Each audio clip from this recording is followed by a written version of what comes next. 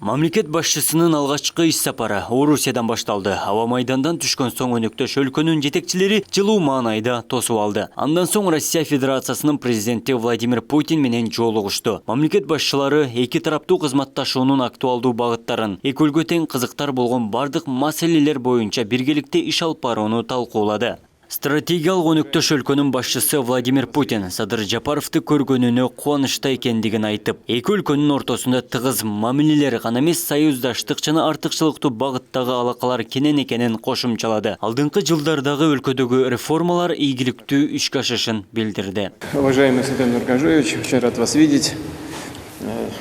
Несмотря на все эти... Биздин өлкөлөрдүн ортосунда жылуу жана тыгыз мамилелер гана эмес, союздаштык жана артыкчылыктуу багыттагы алакалар да түзүлдү. Россия Кыргызстандын соода-экономикалык байланышында биринчи орунду ээлегендигине абдан кубанычтамын. Өлкөдөгү ички саясий кыргыздалды жөнгө саласыз деп абдан үмүттөнөбүз.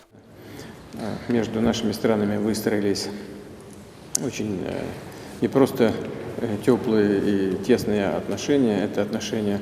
Президент Садыр Жапаров чет өлкөгө болгон биринчи сапары Орусиядан башталганы өнөктөш эки элдин мамилесин жогорку деңгээлин далилдей тургандыгын айтты. Өлкөдө саясий кырдаал жактан кыйын болуп жаткан мезгилде Владимир Путиндин жеке колдоосуна ыраазычылык билдирип, эл аралык коомчулук тарабынан тастыкталган россиялык вакцинанын натыйжалуулугун айтты. Кыргызстанда вакцинациялоо өнөктүгү жакын арада башталарына үмүт арттаарын Садыр Жапаров билдирди.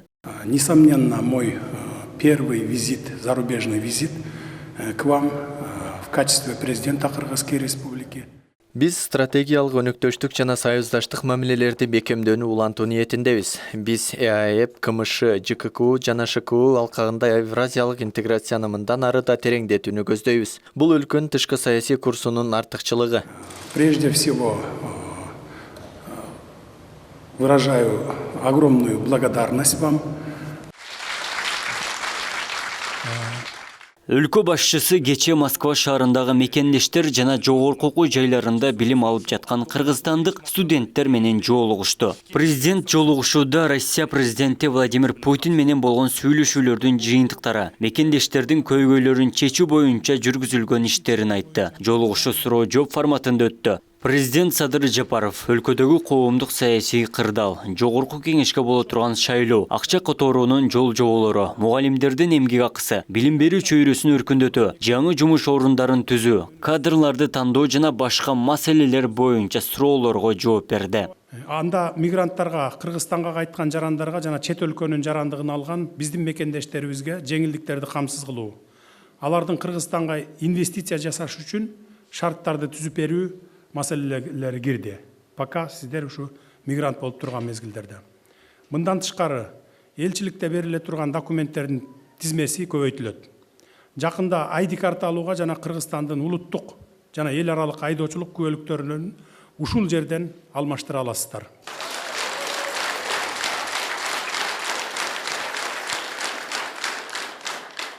Паспорттарды тариздөөдө нотариалдык кызматтар, ЗАГСтын кызматтары сыяктуу кызматтар үчүн консулдук жардамдардын көлөмүн бир топ азайтабыз.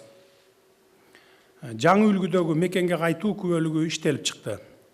Элчиликтин кошумча жаңы канцеляриялар ачылат.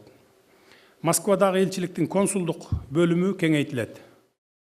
Президент расмий сапарынын экинчи күнүндө Россия Федерациясынын Мамлекеттик Думасынын төрагасы Вячеслав Володин менен жолугушту. Мамлекеттик Думасынын төрагасы Садыр Жапаровду өлкөнүн президенттик кызматына шайланышы менен дагы бир жолу куттуктап, шайлоо процесси атаандаштыкта жана ачык айкын өткөнүн айтты. Орус тили окутулган жана расмий тил катары колдонулган өлкөлөрдүн жарандарына Россиянын аймагында бир катар жеңилдиктер каралганын, мындай мүмкүнчүлүктөр кыргызстандыктар үчүн дагы жеткиликтүү экендигин эске салды. Президент Садыр Жапаров жаңы чакырыктар менен коркунучтарга, пандемияга, эл аралык терроризм жана экстремизмге каршы күрөшүүдө жана коопсуздукту камсыз кылууда эки өлкөнүн парламенттеринин күч-аракеттерин бириктирүү маанилүү экенин белгиледи. Сегодняшняя ситуация, когда мы можем опираться, которые мы сейчас совместно реализуем.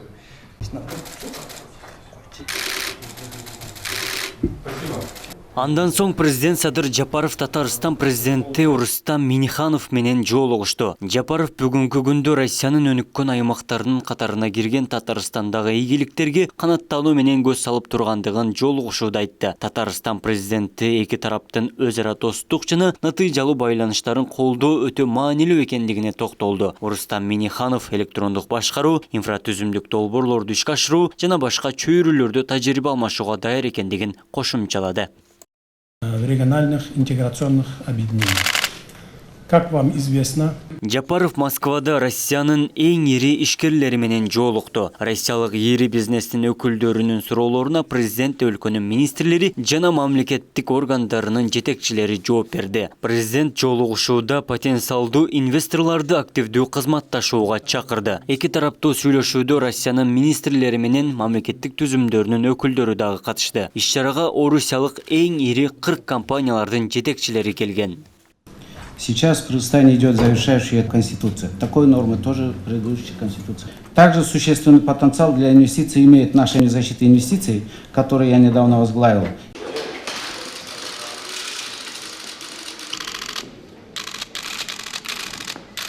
Күндүн экинчи жарымында өлкө башчы Садыр Жапаров Россия өкмөтүнүн төрагасы Михаил Мишустин менен жолугушту. Эки мамлекеттин ортосунда түзүлгөн соода-экономикалык жана инвестициялык кызматташтык маселелери талкууланды. Россия өкмөтүнүн төрагасы эки тараптуу кызматташтык мазмундуу жаңы деңгээлге чыгарып, жаңы долбоорлор менен толтурууга кызыктар экендигин айтты. Михаил Мишустин Россия Кыргызстандын тышкы соода боюнча алдыңкы өнөктөштөрүнөн экенин, коронавирус пандемиясынын кесепетинен улам төмөндөп кеткен соода байланыштарын биргеликте көтөрүү үчүн болгон күч-аракеттер жумшаларын кошумчалады.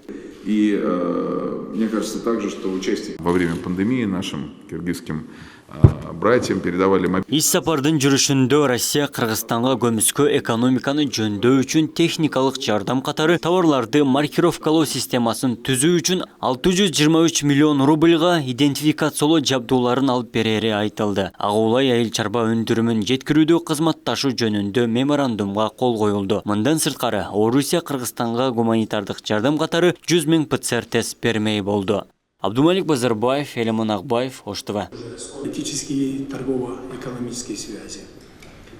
Алдыда парламенттик шайлоолорго Мекенчил партиясы эч кандай катышпайт экен, бирок биз деген 7 жылдан бери бири-бирибиз менен жакшы катташып, бир туугандай болуп калгандыктан сизден мындан ары биздин Мекенчил деп уюм катары калыптануубузга уруксат берүүңүздү суранабыз.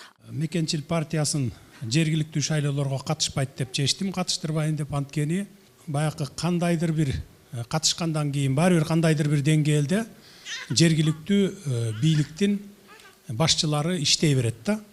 Айтпасаң дагы, кайра тескери айтып иштебе десең дагы баягы иштей берет да. Ошон үчүн мына ушул администрациялык ресурстар колдонулду деген сөздөн алыс бололу деп, мурункулардын катасын кайталабайлы деп, ошон үчүн катышпайт деп чечтим.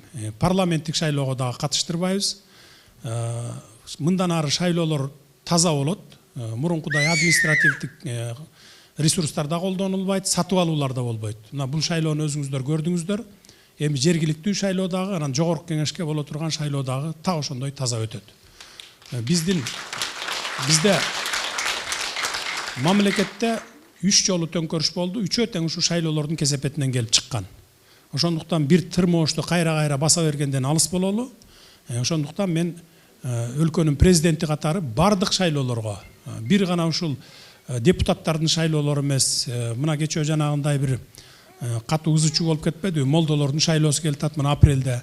Бардыгын ушу таза, эл, көпчүлүк кимди кааласа, ошол келип, ошол шайланган жерге отурушун камсыз кылабыз. Бул мамлекеттин түздөн түз милдети болуш керек.